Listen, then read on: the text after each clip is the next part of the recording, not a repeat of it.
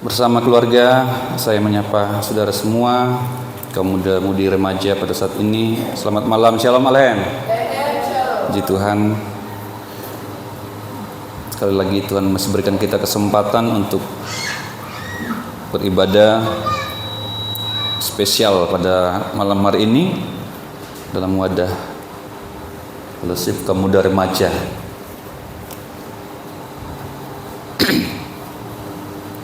Kita berbicara tentang iman ya, atau faith.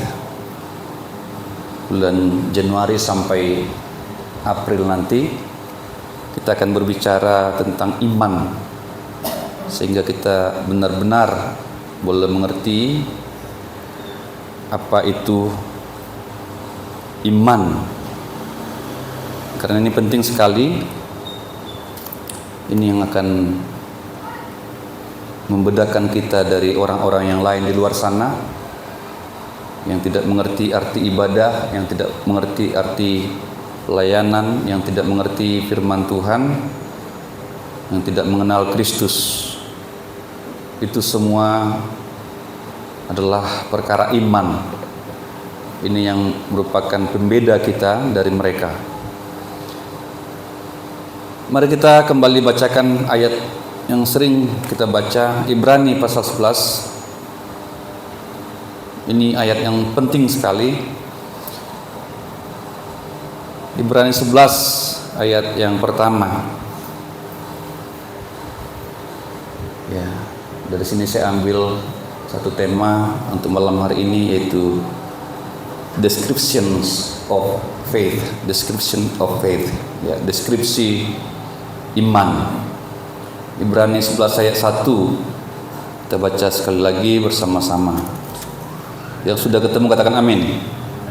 Ya, mari kita baca bersama-sama dalam hitungan yang ketiga. 1, 2, 3. Iman adalah dasar dari segala sesuatu yang kita harapkan dan bukti dari segala sesuatu yang tidak kita lihat. Sekali lagi, lebih mantap lagi.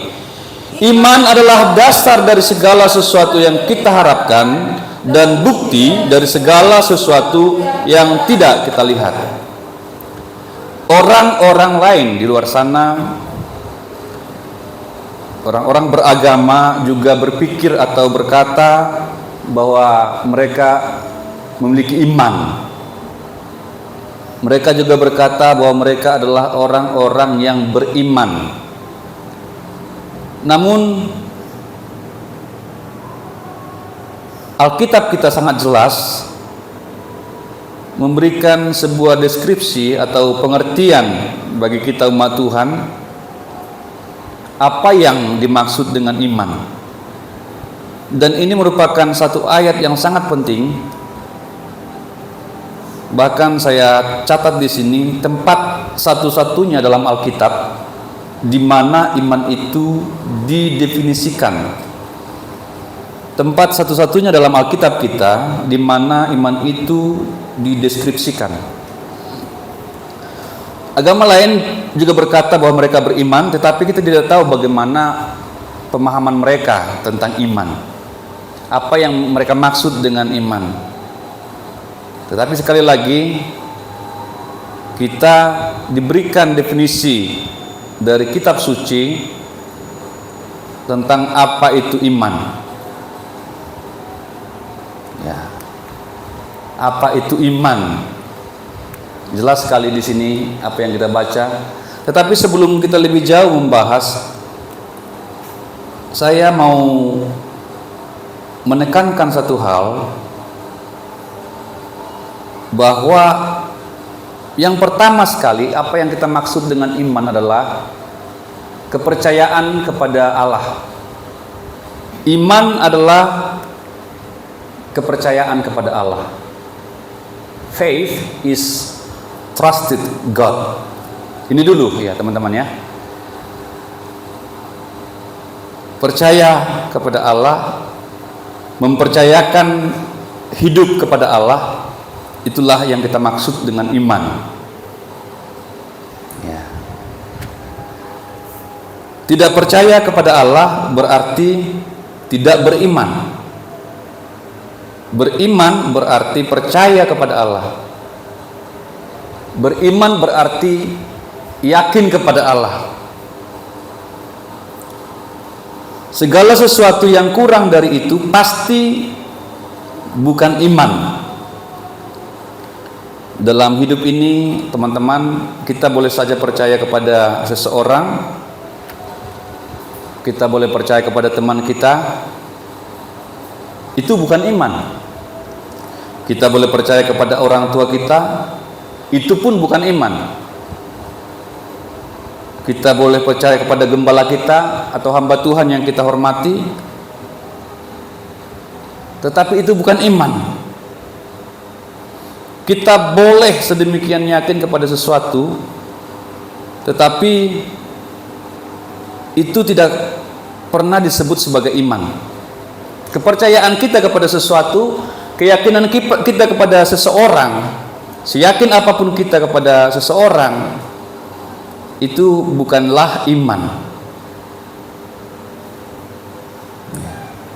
Iman adalah kepercayaan kepada Allah. Itu dulu yang kita pegang ya, supaya kita jangan terkecoh nanti dengan definisi-definisi yang lain yang mungkin ditawarkan oleh agama lain atau orang lain atau teman kita bicara tentang iman. Coba tanyakan apa yang mereka maksud dengan iman ya, ini yang pertama dulu. Percaya kepada Allah ya, itu iman, kepercayaan kepada Allah ya. Karena dalam dunia ini kita melihat ya, ada dua realitas, ada dua kenyataan. Yang pertama saya sebutkan natural ya, segala sesuatu yang dapat tertangkap oleh panca indera kita, baik tanpa alat ya, langsung dapat kita lihat secara langsung, dapat kita dengar secara langsung, dapat kita bau, dapat kita kecap ya, semua yang dapat ditangkap oleh panca indera kita.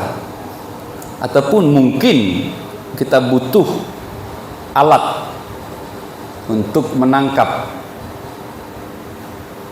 ya, kita butuh alat untuk bisa melihat sesuatu ya. Tetapi selama itu dapat dilihat, dapat didengar, apakah itu secara langsung ataupun dengan alat, itu namanya realitas yang natural ya. Realitas yang natural juga berarti materi ya. Ini definisinya, natural adalah segala sesuatu yang dapat ditertangkap oleh panca indera, baik tanpa alat maupun dengan alat. Tetapi pengertian natural juga adalah materi. Yang natural atau yang materi berarti dapat diukur, dapat ditimbang, dapat dirasa ya, dapat diukur, ada alat ukurnya. Namun kemudian dalam dunia ini ada juga realitas non natural ya, realitas non natural, keberadaan yang non natural, yaitu segala sesuatu yang tidak tertangkap oleh indera kita, yang tidak dapat kita lihat, yang tidak dapat kita dengar, yang tidak dapat kita bau, yang tidak dapat kita rasa, kita kecap, yang tidak dapat kita raba, namun ada yang terlihat. Itu ada ya, berarti ada sesuatu yang terlihat, pasti ada, berarti ada ya. Contohnya lampu ini dapat kita lihat, berarti lampu itu ada. Kipas angin dapat kita lihat, berarti ada ya. Monitor yang depan dapat kita lihat, berarti itu ada. Desi dapat dilihat, berarti desi ada ya. Dan seterusnya dan seterusnya. Kalau dapat kita bau, berarti ada. Kalau kita bisa bau, misalkan ada bau bawang, berarti bawang itu ada. Bawang putih, bawang merah, atau parfum, Kalau dapat kita bau, berarti itu ada. Ya. Walaupun tidak dapat dilihat. Dapat kita bau, dapat kita cium, itu ada, berarti ada. Tetapi teman-teman, pertama tadi yang terlihat berarti ada, ya pasti ada. Namun yang tidak terlihat bukan berarti tidak ada. Yang terlihat itu pasti ada, tetapi yang tidak terlihat bukan berarti tidak ada. Karena realitas atau keberadaan non natural itu juga masuk dalam kategori itu. Sesuatu yang ada tetapi tidak terlihat, ya, itu non natural. Tidak terlihat bukan berarti tidak ada. Tidak tercium bukan berarti tidak ada. Tidak bisa kita rasa bukan berarti tidak ada. Ya, karena realitas non natural ini adalah realitas yang bukan materi, bukan materi, non materi. Dan juga tentu karena dia bukan materi, tidak dapat diukur, ya, tidak dapat diukur. Berapa panjangnya tidak dapat diukur, berapa lebarnya tidak dapat diukur, berapa kadarnya tidak dapat diukur. Nah, iman ini teman-teman berurusan pada kategori yang kedua ini, ya, berurusan dengan realitas yang non natural.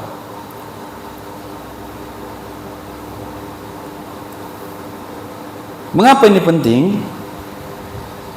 Mengapa kita penting iman? Karena manusia juga terdiri dari dua unsur atau dua bagian. Pertama, bagian yang berwujud, bagian materi kita atau yang disebut tubuh, ya, tubuh kita, wajah kita, mata kita yang dapat terlihat dalam diri kita ini, ya, itu unsur atau bagian materi, bagian kita yang materi, tubuh kita, fisik kita, dari rambut sampai telapak kaki dapat terlihat. Segala sesuatu yang dapat terlihat dalam diri kita itu adalah materi atau tubuh. Tetapi yang kedua, ada bagian yang kedua dalam diri kita yang bukan materi. Ada bagian dalam diri kita ini yang tidak dapat dilihat. Ya, itulah jiwa dan roh. Jiwa kita tidak dapat dilihat dan roh kita juga tidak dapat dilihat. Saya tidak dapat melihat rohnya Hana, ya. Rohnya Priscilla. Tapi apakah Priscilla punya roh?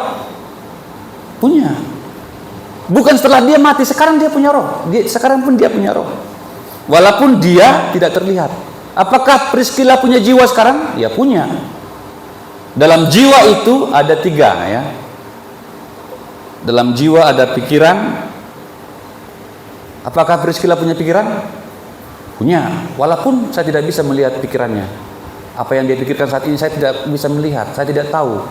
Demikian juga Hana. Apakah Anda punya pikiran? Punya. Dia sedang mikir saat ini.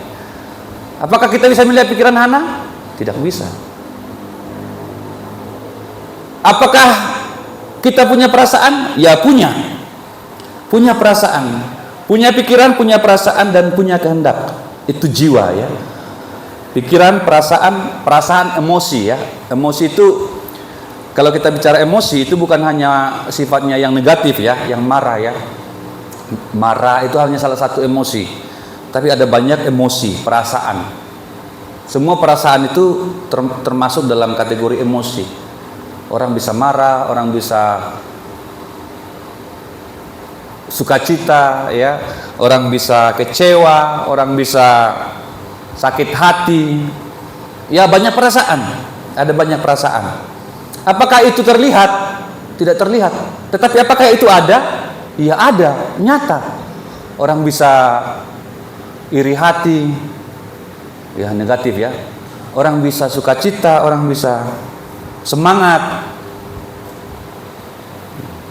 Nanti memang diekspresikan melalui tubuh, tetapi perasaan itu sendiri tidak terlihat, namun ada. Demikian juga kehendak, kemauan ya. Kemauan kita juga adalah sesuatu unsur yang tidak terlihat. Apalagi roh ya, roh kita juga tidak terlihat ya. Roh kita tidak terlihat, tapi itu ada, nyata. Justru bagian atau unsur yang tidak terlihat inilah yang mengendalikan yang terlihat ya. Tadi ada dua unsur, pertama adalah tubuh kita, yang kedua adalah unsur yang tak terlihat, yaitu jiwa dan roh kita. Justru jiwa dan roh kita inilah yang mengendalikan kita, yang mengendalikan tubuh kita ya. Kalau Anda datang ke tempat ini, berarti ada kehendak dari rumah tadi yang mengendalikan, yang meminta atau menuntun saudara untuk sampai di tempat ini. Oh, ini hari Sabtu ya, oh ini malam Minggu ya, gereja kami ada ibadah, kamu dari remaja malam Minggu. Ketika kehendaknya itu sudah bulat ya, itulah yang mengantar saudara sehingga duduk saat ini di sini. Jadi yang tidak terlihat inilah yang mengendalikan tubuh kita. Lain kali saudara mungkin akan berkehendak yang lain. Mungkin ada cowok saudara yang nyari saudara, atau yang minta bertemu pada jam ibadah seperti ini. Pada saat itu berarti kehendak saudara lebih kepada mengikuti keinginan cowok itu, atau mengikuti keinginan saudara untuk bertemu dengan teman. Itulah kehendak. Kehendak tidak terlihat, tapi itulah yang mengendalikan tubuh kita. Itulah yang membawa tubuh kita mau kemana. Kehendak, keinginan, kemauan ya. Tidak terlihat, tetapi itu sungguh-sungguh nyata. Seperti bagian apa ya, softwarenya diri kita ya, softwarenya, mesinnya, mesin dari manusia itu. Jadi kita ini sebenarnya dikendalikan oleh hal-hal yang tak terlihat ya, hal-hal yang tak terlihat. Pikiran kita, perasaan kita, kehendak kita, roh kita ya, itu yang mengendalikan kita, itu yang membawa kita, itu yang menentukan sikap kita, itu yang menentukan kita terlihat ya, dalam ekspresi kita terlihat sumringah, terlihat senyum, berarti ada dalam jiwa ini ada sukacita. Ketika menangis berarti ada dalam jiwa kita, ada kesedihan dalam jiwa kita. Hal-hal yang tak terlihat kita ekspresikan dengan tubuh kita.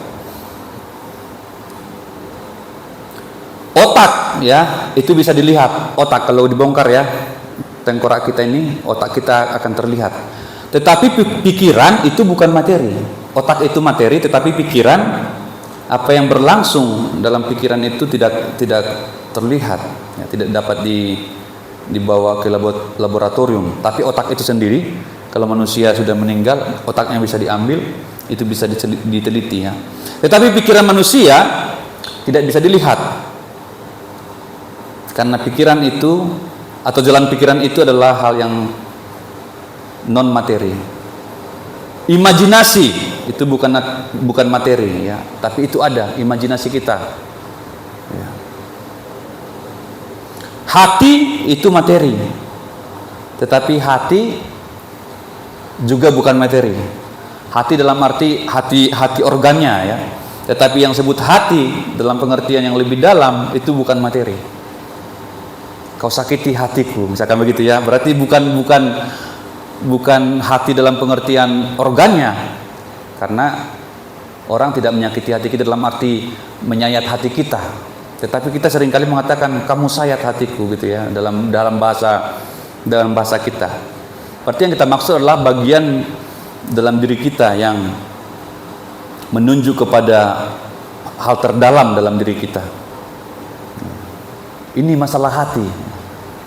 Itu kan pernyataan-pernyataan yang sering terlontar. Nah, ini semua hal-hal yang bukan materi. Nah, ini juga menjadi hal-hal nanti berhubungan dengan iman. Karena iman itu mengurusi bukan tubuh kita, tetapi hal-hal yang non materi tadi. Sekarang kita masuk pada deskripsinya, deskripsi iman. Dalam King James dikatakan begini, now faith is the substance of things hoped for, the evidence of things not seen. Now faith, Bapak Gembala kemarin sampaikan, ya sekarang iman adalah, artinya sampaikan Bapak Gembala, iman itu harus present, harus sekarang. Makanya kita perlu beriman terus menerus, ya, bukan kemarin beriman, sekarang tidak beriman, hari ini beriman, besok tidak beriman, tetapi hari demi hari kita harus beriman, sehingga dapat dikatakan now. Artinya kapan saja, ya, now, sekarang, ya, kapan saja kita harus beriman. Maka iman itu perlu kita hayati setiap saat. Jangan beriman sekali seminggu, jangan beriman 2 kali seminggu atau 2 kali sebulan. Ya, dalam hal apa kita menunjukkan iman kita? Ya, contoh yang paling sederhana adalah ketika kita beribadah semacam ini, itu kita menunjukkan iman kita. Ketika kita melayani Tuhan, kita sudah menunjukkan iman kita. Ketika kita berdoa, kita menunjukkan iman kita. Ketika kita membaca firman Tuhan, itu menunjukkan iman kita. Nah, itu harus kita lakukan setiap harinya, harus kita lakukan setiap saat. Hal-hal atau sikap-sikap yang menunjukkan iman itu harus tetap berlangsung terus. Mungkin kita tidak bisa berdoa pada suatu saat, ya, karena ada kesibukan. Tetapi dalam waktu itu kita harus menunjukkan iman kita dengan cara yang lain. Mungkin merenungkan firman Tuhan, mengingat firman Tuhan. Itu caranya beriman. Mungkin kita tidak bisa berlutut atau berdoa dalam arti berdoa seperti ritual, ya, dalam satu waktu, tapi dalam hati kita bisa berdoa. Itu kita sedang menunjukkan iman kita. Ketika kita mengemudi atau berkendara, mungkin kita tidak bisa tutup mata karena kita harus melihat jalan di depan. Tetapi ketika kita buka mata juga, kita bisa berdoa tetap dalam hati kita. Nah, di sana Tuhan melihat iman itu. Tuhan tidak hanya melihat ekspresi fisik kita. Kita bisa buka mata tetapi tetap berdoa kepada Tuhan. Ya. Jangan saudara berdoa di jalan tutup mata padahal saudara sedang nyetir motor atau mengemudikan motor, itu berbahaya. Jangan salah, ya. Jangan salah. Bukan begitu caranya. Ya. Tapi bagaimana kita menunjukkan iman? Ya, kita menyerahkan perjalanan kita itu kepada Tuhan. Ya, mungkin teman-teman yang sering berkendara, beberapa kali atau beberapa kejadian bisa tiba-tiba saudara berada dalam kondisi sangat terdesak pada saat itu. Mungkin ada orang mau menyalip saudara, tiba-tiba dalam sekejap saudara berdoa atau langsung berteriak Yesus gitu. Itu pun sudah iman. Amin. Ya. Pernah nggak saudara seperti itu, ya? Ketika misalkan jalan begini, tiba-tiba aja, apalagi misalkan simpang, ya, itu yang sering kali terjadi. Simpang, tiba-tiba dia celonong gini. Nah, di situ kita pasang iman kita ekspresikan iman kita. Kita panggil nama Yesus sehingga kita tidak mendapatkan celaka dan kita tidak mencelakakan orang lain. Itu juga sudah iman. Ya. Setiap saat, makanya dikatakan now, artinya setiap saat. Kapanpun iman itu harus tetap dihayati atau diterapkan, ya. Now faith. Nah, kalau kita baca ayat ini, berarti kapanpun kita baca selalu now, ya, selalu sekarang. Iman kita dalam Tuhan bukanlah iman yang basi, bukan iman nostalgia, bukan iman yang kemarin, ya, tapi selalu iman yang sekarang. Itu makanya kita harus memastikan kapanpun kita beriman kepada Tuhan. Ya, kapanpun kita harus menjadi orang beriman kepada Tuhan. Nah, pertama dari ayat itu dikatakan faith is the substance of things hoped for. Ya. Substance. Ini ya. Substance. Pada poin ini iman dikaitkan dengan pengharapan. Faith is the substance of things hoped for. Iman dikaitkan dengan pengharapan. Pengharapan juga, seperti yang saya sampaikan di awal, pengharapan juga adalah suatu realitas yang bukan bersifat natural. Tidak dapat dilihat. Pengharapan itu sesuatu yang tidak dapat dilihat, tidak dapat diukur, tidak dapat ditimbang. Karena pengharapan itu bukan suatu materi, ya, bukan benda padat, bukan benda cair, bukan gas. Namun pengharapan itu benar-benar ada dan penting sekali bagi manusia. Pengharapan itu walaupun tidak dapat dilihat, tidak dapat diukur, tidak dapat dibau, ya. Baunya pengharapan seperti apa sih? Apakah seperti parfum? Apakah seperti bau bunga mawar? Apakah seperti bau apa? Enggak ada baunya, ya. Enggak bisa dibau. Tetapi pengharapan itu adalah sesuatu yang sangat penting dan harus ada. Saya catat di sini teman-teman, manusia boleh kehilangan segalanya. Namun selama pengharapan masih ada, maka manusia masih dapat meraihnya kembali. Manusia bisa kehilangan segalanya teman-teman. Bisa kehilangan mobilnya, bisa kehilangan motornya, bisa kehilangan dompetnya, bisa kehilangan KTP, bisa kehilangan apa saja yang sifatnya fisik. Ya, bisa terjadi. Kita bisa kehilangan orang-orang yang kita kasihi. Dan banyak hal yang hilang dalam diri kita bisa kita raih kembali. Hilang motor masih bisa beli, mungkin nyicil lagi, kumpul duit, nyicil lagi. Hilang HP, ya mungkin saudara kehilangan HP, saya juga sering kehilangan HP. Bisa lagi dibeli lagi berikutnya, bahkan yang lebih baik lagi. Hilang pacar, ya boleh diganti lagi ya. Apapun yang hilang, ya itu masih bisa kembali, masih bisa digantikan.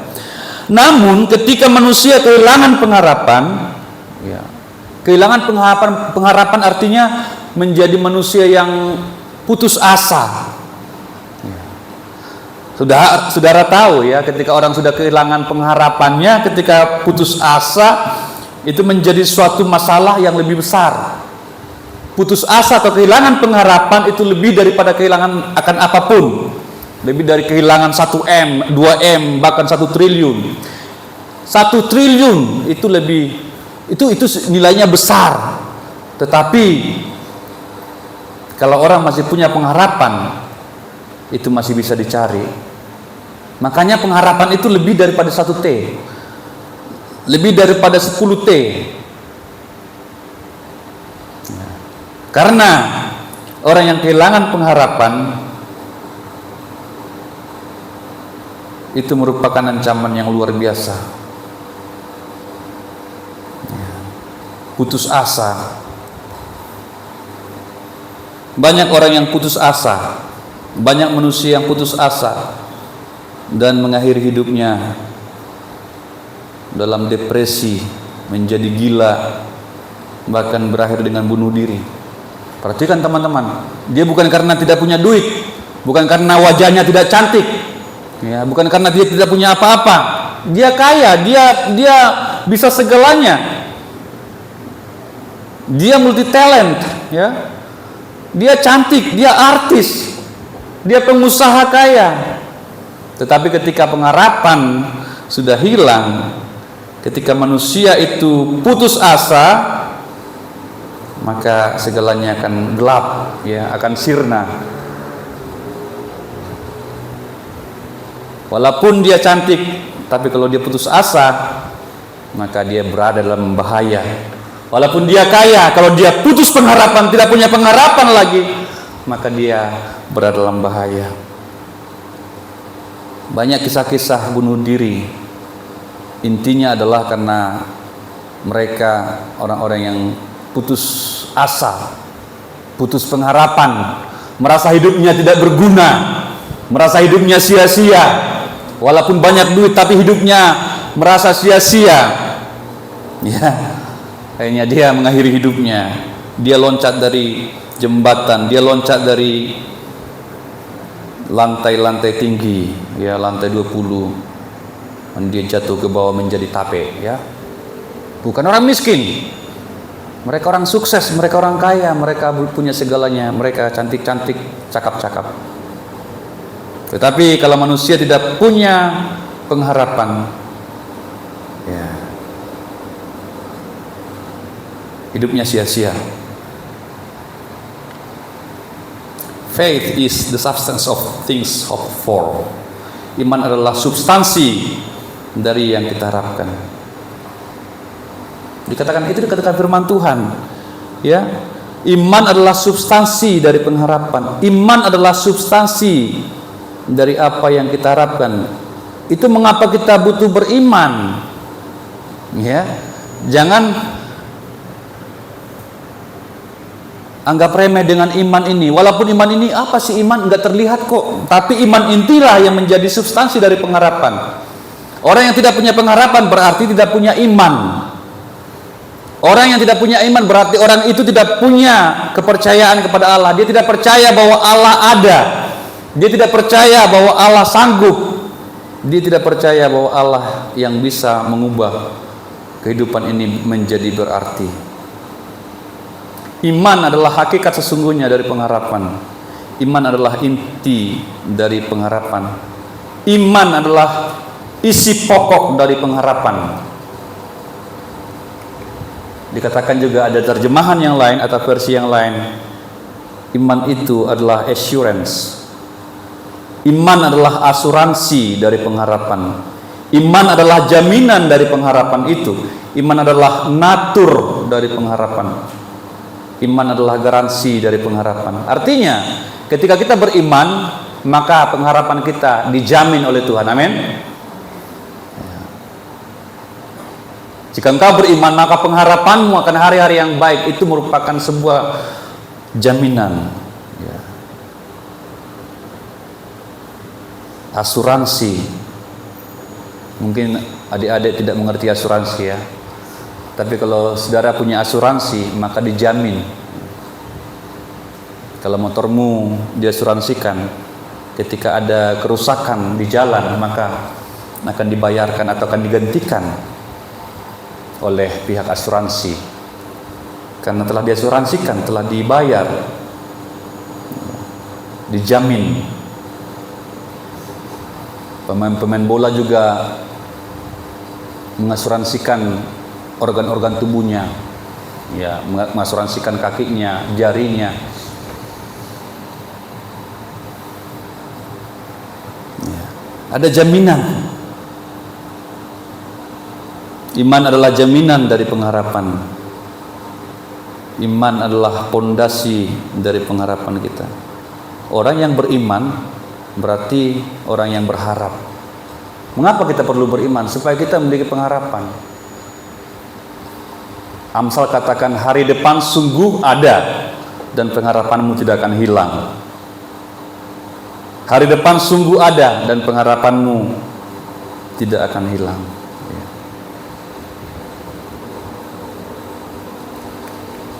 Bila kita percaya kepada Allah, maka pengharapan kita terjamin. Katakan amin. Iya. Percaya kepada Allah. Jika engkau percaya kepada Allah, maka pengharapanmu terjamin. Orang yang percaya kepada Allah, pengharapannya itu dikatakan oleh firman Tuhan seperti saut yang menjamin sebuah kapal tidak akan bergeser dari tempatnya. Ya, kemarin Desi sampaikannya, ketika kapal itu sudah, ya, dilabuhkan atau tertambat pada jangkarnya, maka dia tidak akan kemana-mana. Dia akan tetap di sana. Dia akan kokoh di sana. Itulah pengharapan. seperti sauh kapal, tidak akan diombang-ambingkan oleh gelombang laut. Pengharapan orang percaya adalah sebuah kenyataan. Pengharapan orang beriman adalah kenyataan. Nyata untuk sekarang, nyata untuk masa yang akan datang. Jika Anda beriman, pengharapan adalah realitas atau sebuah kenyataan. Ya belum terjadi, tapi itu sudah sebuah kenyataan.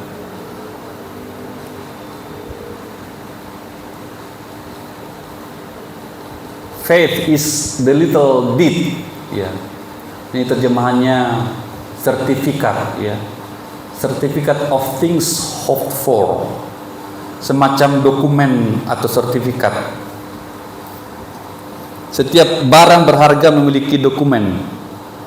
Misalkan tanah itu tanah yang benar, ya.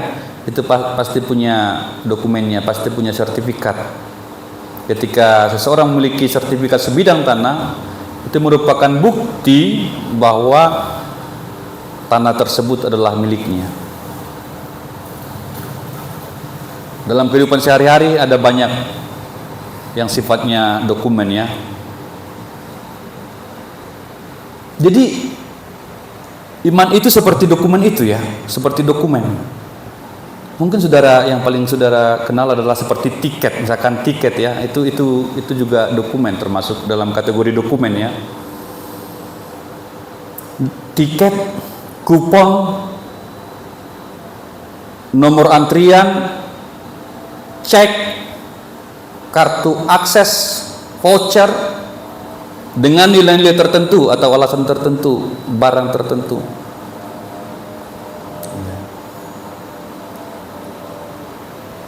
Tiket itu kan hanya kertas, secari kertas, tapi itu ada isinya, ada bobotnya. Kalau kita punya tiket untuk nonton, itu sudah merupakan sebuah kepastian. Ketika kita memiliki tiket, sudah ada di tangan kita, kita dengan yakin, ya, bahwa kita sudah memiliki sebuah tempat duduk di sebuah bioskop. Padahal itu cuma kertas, sepotong kertas kecil.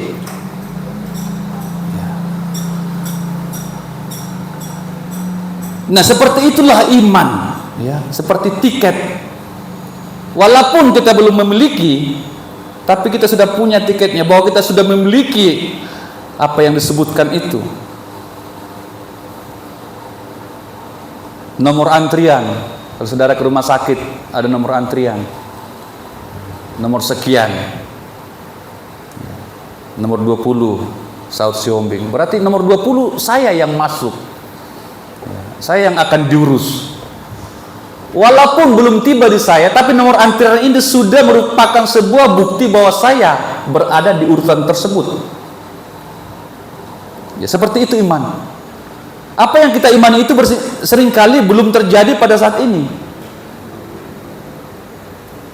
Tetapi ketika kita beriman, itu sudah semacam tiket, semacam kupon, semacam nomor antrian.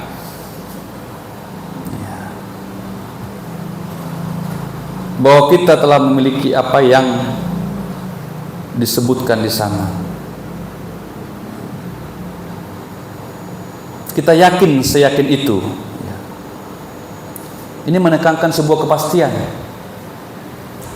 If we trust God, we can be sure of what we hope for, and we can be completely certain of what we cannot see. Jika kita percaya kepada Allah, kita dapat dengan pasti akan apa yang kita harapkan, dan dapat secara sempurna pasti akan apa yang belum kita lihat. Ya. Kalau kita percaya kepada Allah, apa yang kita harapkan itu adalah sebuah kemutlakan, kepastian. Ya. Kalau saudara punya tiket nonton di tangan saudara, saudara tidak pernah ragu-ragu apakah tiket ini laku apa enggak. Nanti kalau saya masuk ke BCS, itu sudah jelas tiketnya di situ. Ya. Sudah ada, misalkan ada yang traktir saudara untuk nonton, ya, nonton sebuah film, diberikan kepada saudara tiket itu. Jam 4 sore Saudara bisa masuk dengan tiket itu, dan di sana sudah ada nomor bangku saudara, nomor tempat duduk saudara, nomor 13B misalkan. Saudara kasih aja tiket itu, saudara pasti duduk, pasti dibawa ke tempat duduk saudara. Ini masih tiket, ya.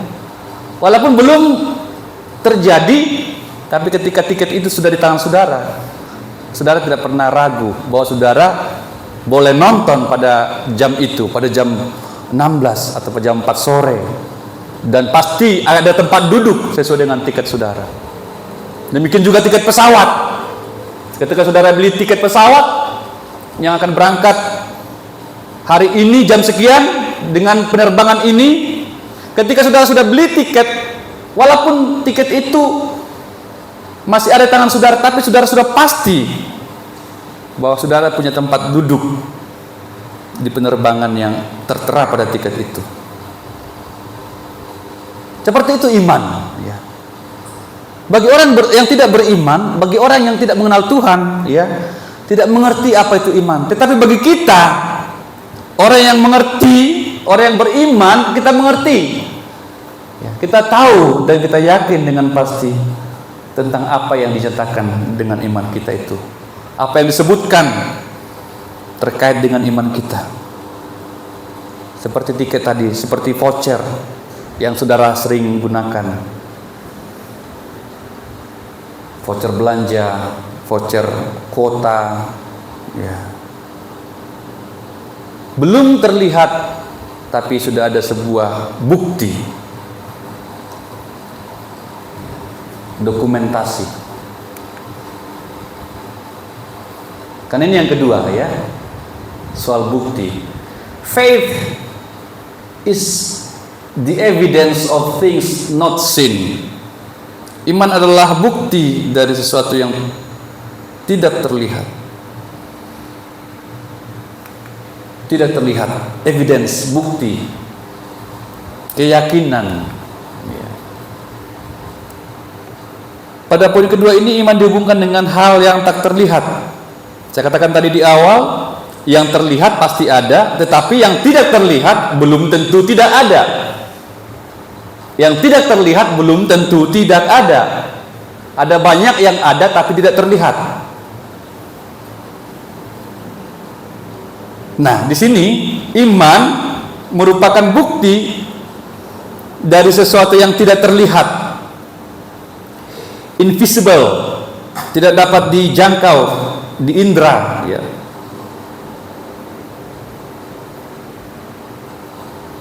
Evidence, iman adalah bukti dari segala sesuatu yang tidak kita lihat. Iman adalah evidensi dari yang tak tampak.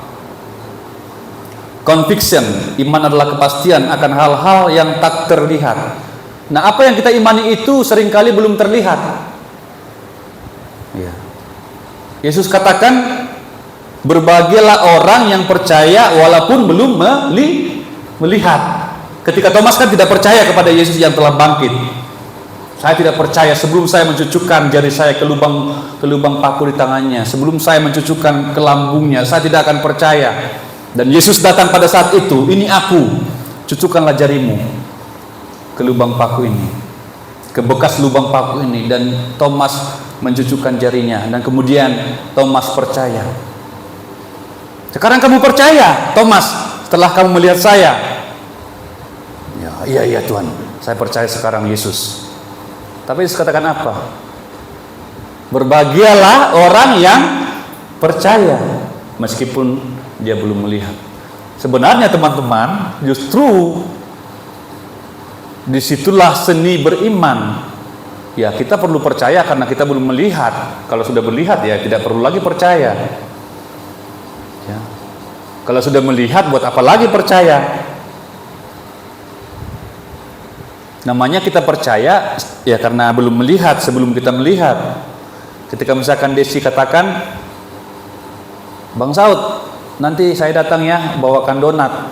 Ya saya percaya walaupun belum datang dengan donat, ya. Saya percaya kepada Desi bahwa dia akan bawa donat. Saya percaya sebelum dia bawakan saya donat. Itulah artinya percaya. Kalau dia sudah bawa baru saya percaya, ya buat apa lagi percaya? Itu udah terlihat kok. Yang Tuhan mau adalah kita percaya walaupun kita belum melihat. Kita belum pernah melihat Tuhan. Kita belum pernah melihat Yesus. Ya, tapi kita percaya kepada Dia. Kita belum pernah melihat Roh Kudus, tapi kita percaya. Kita belum pernah melihat sorga, tapi kita percaya. Kita belum melihat janji-janji Tuhan digenapi dalam hidup kita, tapi kita pegang janji itu, kita percaya. Amin, teman-teman. Iya. Walaupun belum terlihat, walaupun belum tergenapi, tapi kita percaya bahwa Tuhan memegang janjinya, bahwa Tuhan pasti menggenapi janjinya seperti yang difirmankannya.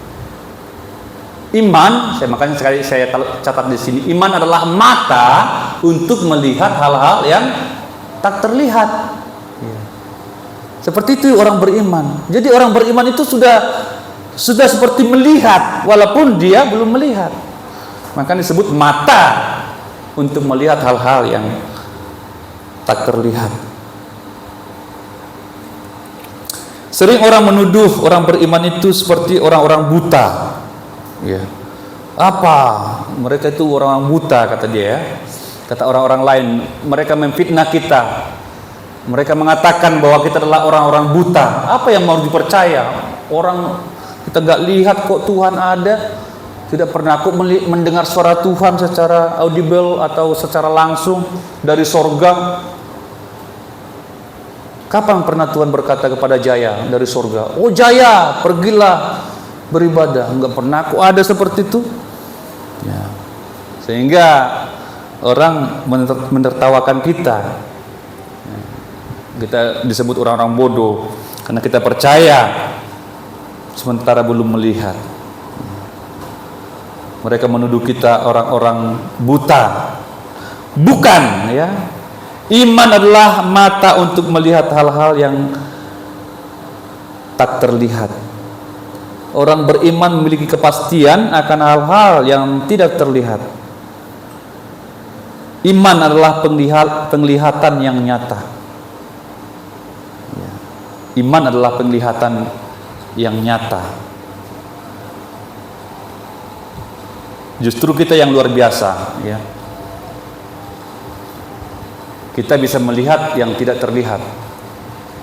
Faith is the evidence of things not seen. Ya. Kalau kita melihat apa yang bisa dilihat, ya apa luar biasanya, ya.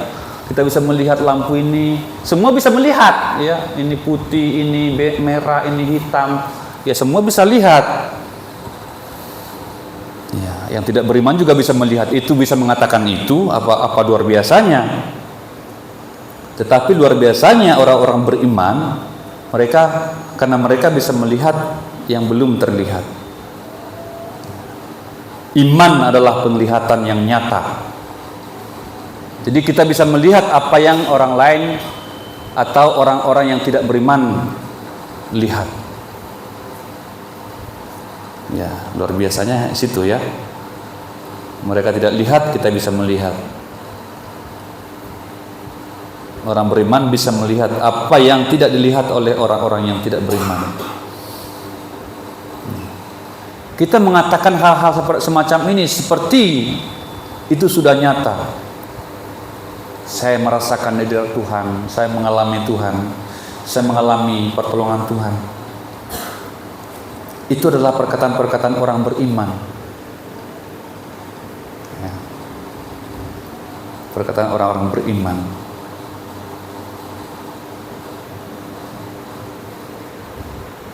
Jadi kita lebih luar biasa. Mereka hanya bisa melihat apa yang terlihat, ya kita pun bisa melihat itu. Ya, tetapi kita, orang yang beriman, bisa melihat apa yang tidak mereka lihat. Maka saya tutup di sini, ya. Saya tutup di sini pada malam hari ini. Kita baca bersama-sama ya, closing saya. 1, 2, 3.